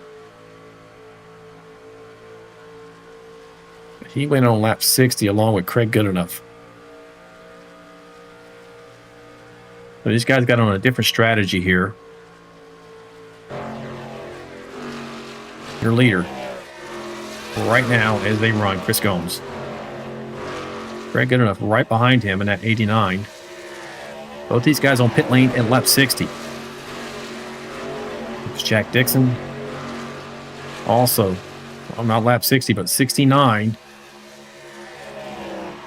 And everybody I'm looking at took tires. Tim Pope went down lap 70. Mike Adamson at 71, just behind Tim. Right here in this sun drop machine. And being challenged right now by Jacob Alicia at 31. He was also on pit lane at 71. So out of your front picks, these two men, Adamson and Alicia, have the freshest tires by 1 lap over the guys who went in at 69 to 70, and 11 laps by Chris Gomes and Craig Goodenough. So they're on a different whole strategy altogether.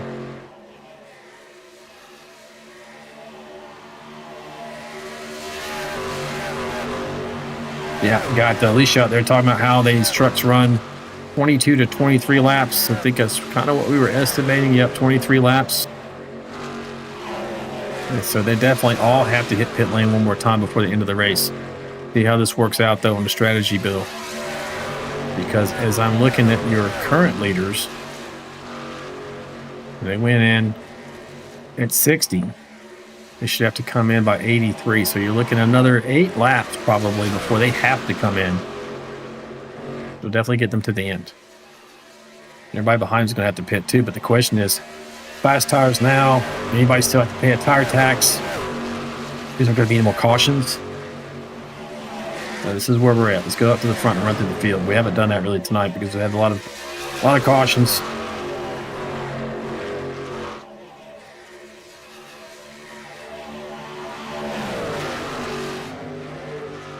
Right here is your leader, Jack Dixon. The moment being really hotly pursued by the 7 of Tim Pope in second. And what were your leaders? Craig Goodenough sitting in third. And Chris Gomes in fourth.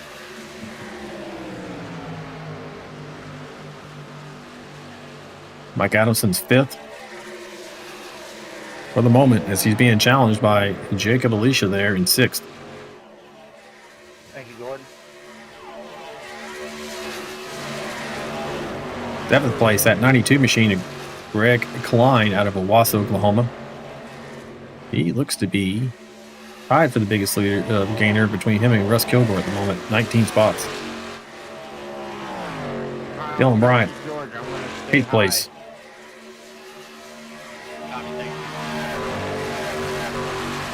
Andy Blair just behind him in that 13 machine. Concord, New Hampshire, running 9th. Russ Kilgore in the 2, having a great run, up 20 spots right now in 10th. He's passing the 023, who is now going to be relegated to 11th position. I'm gonna run the wall up here, player. Tony Benfield, the 75 out of Albemarle, North Carolina, is running in 12th. Displaying 97 on the truck at the moment. It's because he runs different leagues, different numbers. And this tape delay causes It just loads up the most recent paint that happens to be on his truck. So that's through no fault of his own, folks. Here's Jesse Redding in the 21 out of Knoxville, Iowa, running in 13th. Kyle Vault having a good steady run here tonight, running in the 14th position, up 15 spots so far. Showing a lot of speed.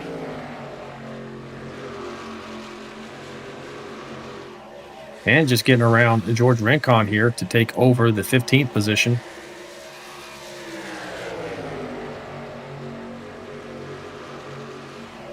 And then Goodweiser Chevrolet 28 machine of George Rincon holding down 16th.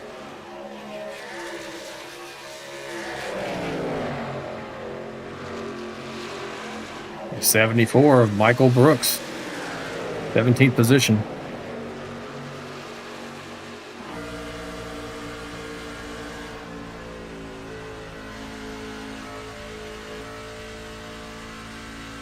Dustin Eaton in 18th. Wearing his Chiquita Banana fire suit there.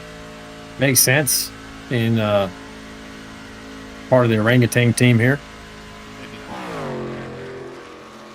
Actually, he's running a singular wireless paint scheme tonight. Row back. I like it. The 23 of Sean McDonald out of Edmonton, Alberta, Canada. 19th. Coming to 20 laps to go, folks. Aaron Warren of Jasper, Alabama, holding down 20th.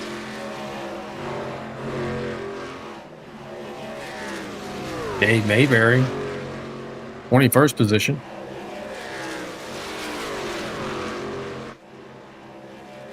Kevin Hunt out of Danville, Virginia, 22nd.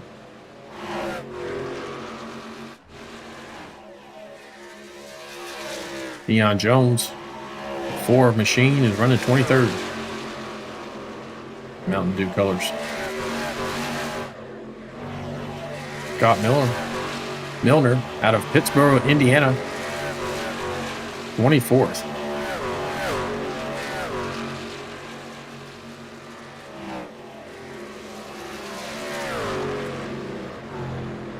And Gordon Spain out of Fredericksburg, Virginia, 25th. Yeah, Dustin Wade, John Gallagher, Mike Everidge, Jonathan Osborne, Albert Anderson, Kelly Kill all out of the race. Back up front, Jack Dixon holding on to the lead, just barely over Tim Pope. But they're working together in tandem to try and push away from this group of 3 trucks back here, trying to chase them down, led by Jacob Alicia.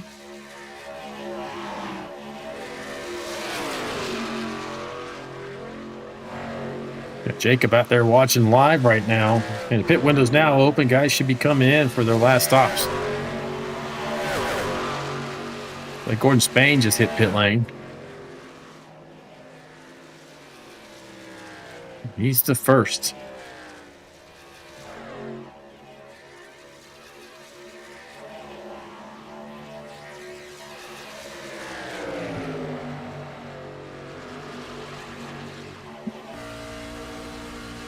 Clean air right now for your leader, Jack Dixon. Jack's been super strong all night, running at the front, top 3, top 5. Close to the Eden and leading a lot of laps here.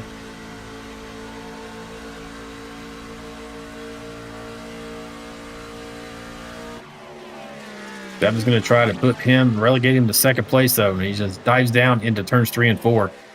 He's going to have it here. Hey, buddy. What's going on? These guys are only out to about a 1 second advantage over third place Jacob Alicia, though. As you can see, getting pretty red at the top of your scoring pylon there as we're getting filled up in the top 10 with these pace drivers.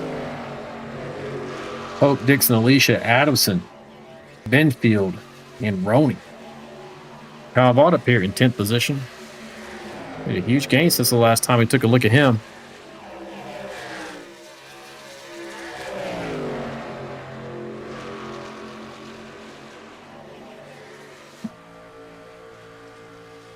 Like he's got some company off his rear deck here. Let's say that's the 21 of Jesse Redding. It is. Brooks last on pit lane around 70, lap 70. Mike Adamson's on pit lane. Bringing that sun drop Chevy to a stop here. Let's see if he's taking tires. 15 laps to go. Maybe a splash and go. Nope. Taking right sides for sure.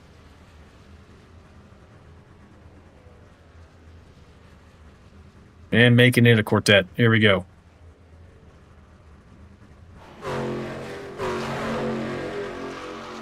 And Pope remaining your leader. 15 laps to go.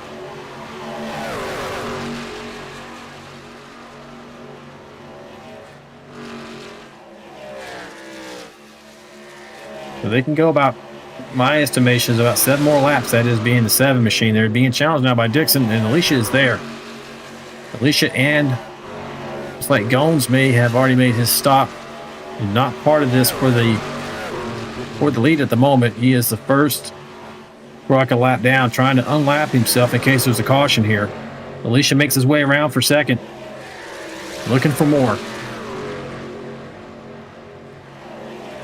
See a couple drivers peel off there. That's Tim Pope and Jack Dixon. Jack Alicia taking over the lead here as we're watching Chris Gomes try to unlap himself.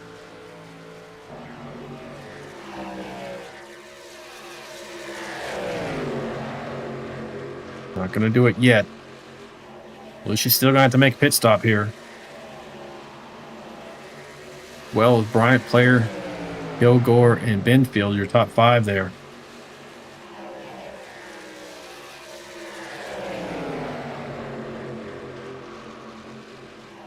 One's got to run on the inside, but help to the outside coming from the 88 for the 31 there. Probably going to prevent him, perhaps, from getting his lap back this time. Accident into 1. It's going to have the lap traffic coming out of the pits, slower traffic. Some slow traffic in front of these guys as well, acting as picks, potentially.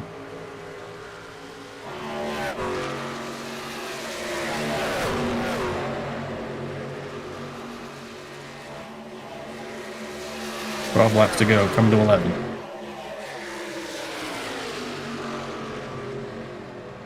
This is a race between Gomes and Adamson here. They're right together. Adamson looking to make his way around the 31.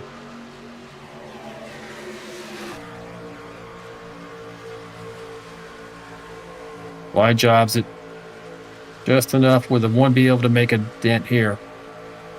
As we got Jack Dixon coming to the mix also. This is all for position except for the 31. Jacob Alicia is your leader. But as these 48 and the 88 are able to get around the 1, that's for position for Chris Gomes.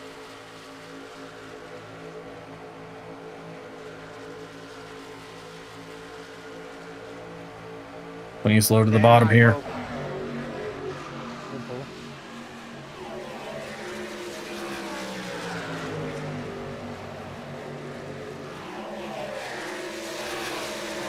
Chris Gomes last on pit lane at lap 80. Jack Dixon was on at 87, so that's why you see such a speed disparity between these trucks. Here's your second place machine. Dylan Bryant, he still has to hit pit lane. Third place, Andy Player has to hit pit lane. Fourth of Russ Kilgore needs to go on pit lane. We're 10 laps to go. Benfield still has to stop. Michael Brooks. So once that top 6 I just showed you hits pit lane, this man at the moment is going to inherit the lead. Running 7th. But he's got those guys right behind him. Jack Dixon, Greg Klein, Mike Adamson, Chris Gomes.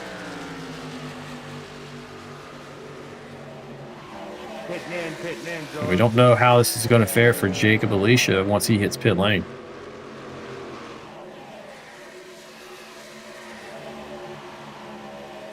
Just heard.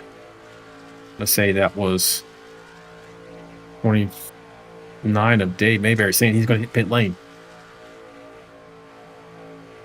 All right, so we had a little bit of messy start, and then we got it really under control, and all the strategy started to play out. And so we're here at the end to see who picked the right strategy, who went in at the right time, who was able to navigate those unexpected cautions.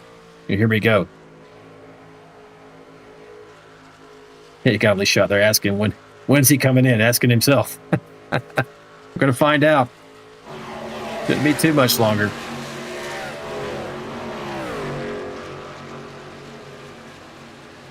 Russ Kilgore on pit lane, along with Stoney Benfield. Completing his stop, coming back out. That's weird. Pulled under the pits and didn't give me any fuel.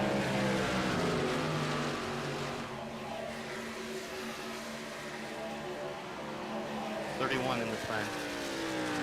Alicia announcing he's coming in this time. So that's for you out there, Jakers. That you're coming in this time. I'll stay out of here, boys. 2 putting again. 2. Sounds like Russ Kilgore's coming in as well. Really get it checked up before the yellow cone. He does. Curious as to whether he takes tires here. Maybe just right sides. Maybe no tires at all.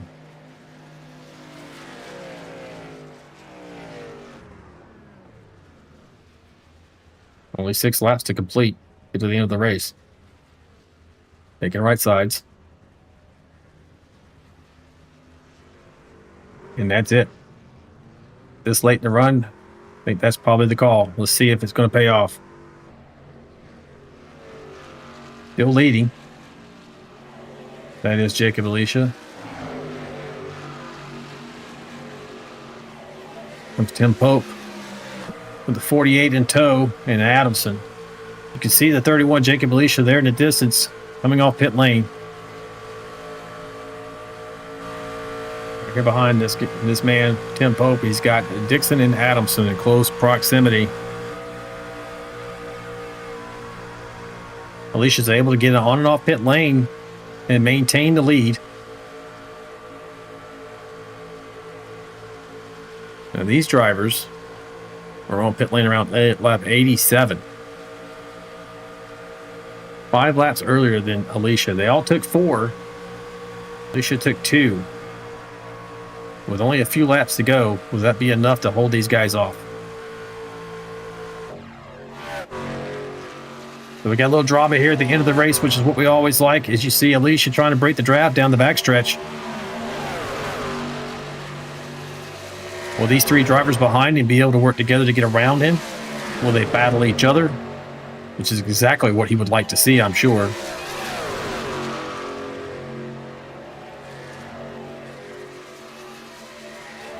Going to Indianapolis, Indiana. Speedway snake through the front stretch there in an attempt to break that momentum and draft from the other drivers pursuing him. That being Jacob Alicia.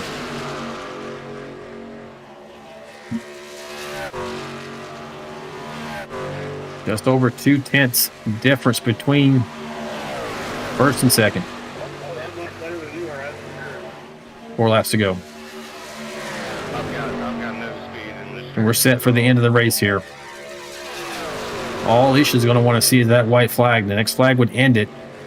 He also doesn't want to see any cars in front of him, of course.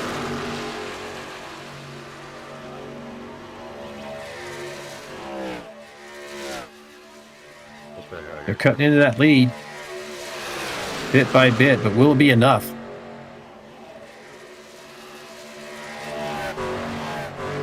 Will lap traffic come into play?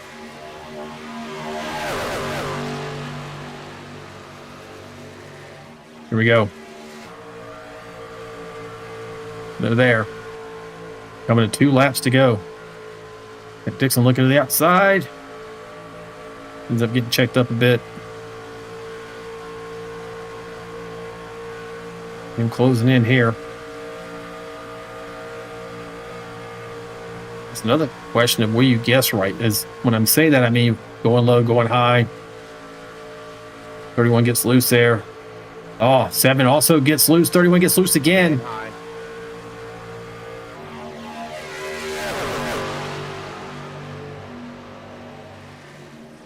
Going around to see the white flag.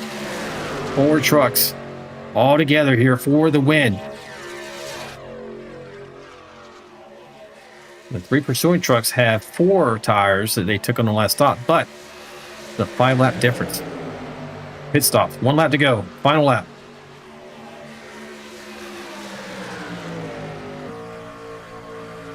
We're doing steel getting loose. So those 2 tires, he only took 2 outside tires. Oh, 48 almost gets into the 7. Almost goes around himself. Does got to run. Another backstretch. No help, though. 48 got loose behind him. Evan's getting loose on that bottom as well. He's trying to get around, wrap the bottom. Is it going to happen? Everyone may have the advantage on the outside. They touch. Who's going to get there, folks? 31 by the narrowest of margins. 0.05 over Tim Pope to win this race. Very, very close margin of victory here. Alicia was able to make that 2-tire strategy work out just enough. If there were a few more laps, I don't know if he would have been able to hold off Pope, even though there was a tire advantage, but he had 4 tires on that truck versus 2. So, wow, what a finish. Great for us watching it here. We had a little bit of everything here at Michigan tonight. A little bit of chaos at the beginning. Trucks upside down in the inside retaining wall. Then we had nice green flag runs in there in the middle.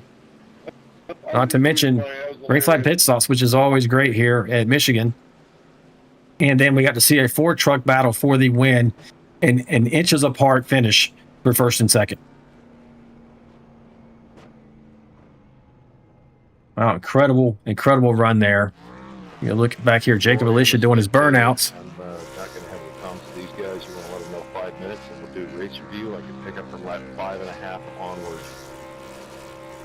There is your winner. All right, thank you, Greg.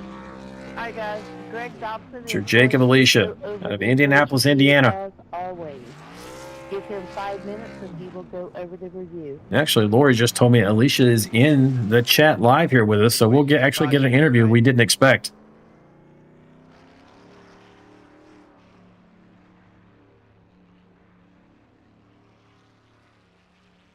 Hey, He's making the talk to you in the pit.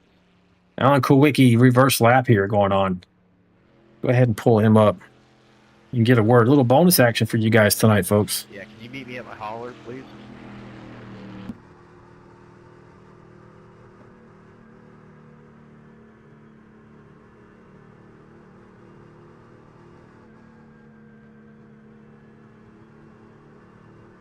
Hey, Jacob Alicia's down in the booth, buddy. You got me.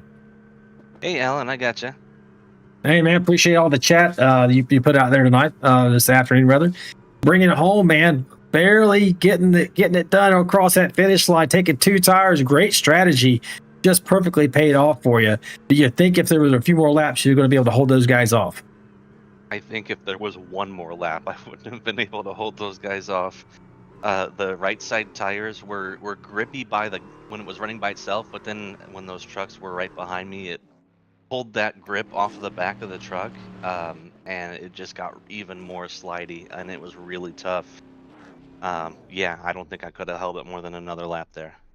Oh, man, it was so close that I saw it was probably even closer, but it was 0.05 on the tower as you guys crossed the start-finish line. He was leading, I think, coming out of 4, but you had that momentum on the outside to be able to pull just enough and bring home the victory tonight, man. Incredible job. Did the early cautions kind of throw a monkey wrench into any of your strategy for tonight's race, or did it just kind of fall your way? It kind of fell my way. The cautions came pretty consistently, so everybody was sort of on the same page about whether you want to go in and get fuel topped off or anything. So it was just trying to figure out how to make best of the current situation at the end there. A couple of guys that decided to pit early would come out almost exactly 1 lap later in the same pack. So I think what won it for me was I was able to stick with those guys and just kind of have them pull me around the track on their fresh tires at a higher speed so that I could just go in at the end and just get a little bit of gas and tires and kind of cut it short there. Yeah, man. So we're wrapping up Michigan. We got 3 races to go here in the chase for the VRL Cup. Pocono's coming up. The Naval Base Coronado Street Course, and of course the Charlotte Motor Speedway Championship race. Pocono, man, we've raced there before. Kind of I don't know if it's one of your favorite places to race, but I wanted to ask you about Coronado. I had the chance yesterday to run a few laps at that track. And man, I think that's going to be an incredible challenge. It's not the smoothest of surfaces. It's got patchwork everywhere, undulating dips right in the middle of the braking zone. How do you feel about that track? Have you had a chance to run any laps there, and how do you feel about it? I haven't even gotten to run any laps there. It's going to be a really big test of everybody. It's a long track, so there's a lot to learn, and it's just going to be a long race like any other road course. So it's just going to be part survival and part learning where you can go quick and where you got to be slow and easy on the track. Not for sure, man. But so talking about the championship here, like I said, 3 races to go. You currently sit razor thin difference between you and first place. You're in second at the moment. You feeling pretty good with these next 3 tracks for your chances to be able to bring home the VRL Cup. I'm pretty confident about Pocono. I've always done really well there in league races. Charlotte, I'm pretty solid at, but that Coronado is going to be a big question mark. So, got to make sure to put in my time and get lots of practice so I can show up and do well there too. Yeah, I know Going for into sure. the end of the season with Gones and I neck and neck feels really familiar, and I don't want to let this one pass. No, I feel you, man. Yeah, I would probably, if I were in your shoes, be looking at Coronado as that kind of wild card event like Daytona or Talladega, but maybe a little more control. But I don't know, man. That first turn, if everybody's right lined up behind you, and they don't hit that braking spot right, they might just like a bowling ball through the entire field. So good luck to you guys. I don't envy the position you're in, other than the fact pressure is privilege. You know, you're right there at the top of the leaderboard. You got a chance, more than a fair chance. You're right there at nearly the very top to be able to take home this trophy. And great season for you so far. I don't want to wish you good luck the rest of the way. But before I let you go, do you have any shout outs for teams, fans, or family? I want to give a big shout out to my whole family. They really like watching along on the streams, and I didn't even know that you guys were going to do like a tape delay broadcast here. So I'm going to be able to send this to them, and they're going to be able to enjoy it on their own time. So shout out to them. Glad you guys got to see this one after all. No, yeah, man. It's a little wonky doing a tape delay, but it worked out for us. You know, a couple of little things don't work the way they should, but overall, I think it comes off pretty much like the Wednesday night broadcast would have. Certainly, the drama at the end for you guys to be able to have 4 trucks in the mix. Incredible race as far as the second half's concerned, and you guys showing off your talent and skills and giving us something to watch. So thanks for that, and I wish you luck as we enter into Pocono next week. Thanks, Alan. See you then. All right, man. Bye. All right, folks, there's your winner there tonight, Mr. Jacob Alicia in that number 31 machine. Doing a great job. Let's see what else do we have before we go. We're going to switch over here.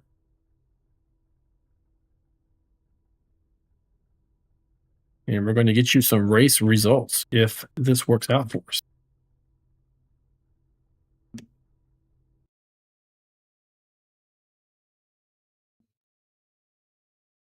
And here we go. And it is going to work. Perfect. All right, top of the board, Jacob Alicia, first place, Tim Pope, second. Really razor thin finish, folks. I mean, 0.05, 0.06 nearly, but that is incredibly close. So great race by those guys. Jack Dixon, third. Mike Adamson, fourth. Chris Goins, fifth. Greg Klein, sixth, and he's up 20 spots for the race. As I take a quick look here, looks like Greg Klein is likely the biggest gainer of the race. Andy Player in seventh. In eighth place, Craig Goodenough. Scott Roney, ninth. 10th is Jesse Redding. Stoney Benfield in 11th. 12th, Kyle Vaught. Great run for Kyle, up 17 spots. 13th, Michael Brooks. 14th, Andrew Cawthon. 15th, Sean McDonald. 16th, Dustin Eaton. 17th, Dylan Bryant. George Rincon in 18th. 19th is Russ Kilgore. 20th, Aaron Warren. 21st, Dave Mayberry. 22nd, Kevin Hunt. 23rd, Deion Jones. 24th, Scott Milner. 25th, Gordon Spain. 26th, Dustin Wade. 27th, John Gallagher. 28th, Mike Everidge. 29th, Jonathan Osborne. 30th, Albert Anderson. 31st, Kelly Kill. Man, really unfortunate for Albert Anderson. He's always fast here at Michigan. Hate to see him get knocked out of the race there. And those are your race results here tonight, folks. from Michigan. We had a great time bringing you this tape delayed broadcast, but we also want to mention one more time that tonight's race is proudly brought to you by Trackside Graphics.